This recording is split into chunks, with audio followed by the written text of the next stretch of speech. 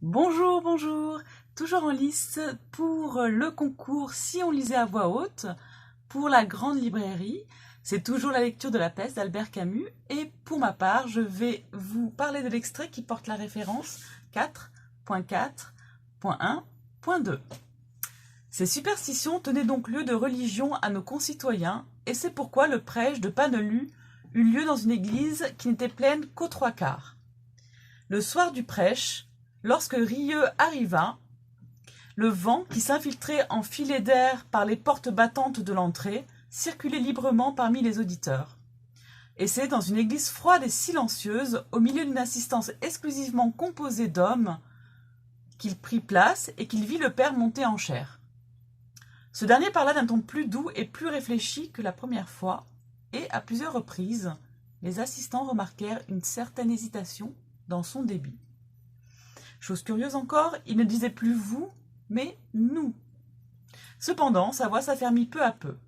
Il commença par rappeler que depuis de longs mois, la peste était parmi nous et que maintenant que nous la connaissions mieux pour l'avoir vue tant de fois s'asseoir à notre table, ou au chevet de ceux qui nous aimions, marcher près de nous et attendre notre venue au lieu de travail, maintenant donc, nous pourrions peut-être mieux recevoir ce qu'elle nous disait sans relâche, et que, dans la première surprise, il était possible que nous n'eussions pas bien écouté.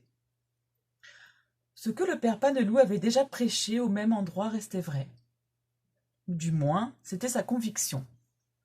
Mais, peut-être encore, comme il nous arrivait à tous, et il s'en frappait la poitrine, l'avait-il pensé et dit sans charité. Ce qui restait vrai cependant était qu'en toute chose, toujours, il y avait à retenir. L'épreuve la plus cruelle était encore bénéfice pour le chrétien. Et, justement, ce que les chrétiens en l'espèce devaient chercher, c'était son bénéfice, et de quoi le bénéfice était fait, et comment on pouvait le trouver. Je vous remercie de m'avoir écouté. C'était pour la grande librairie, et si on lisait à voix haute, un extrait de La Peste d'Albert Camus. Merci, passez une bonne journée, au revoir.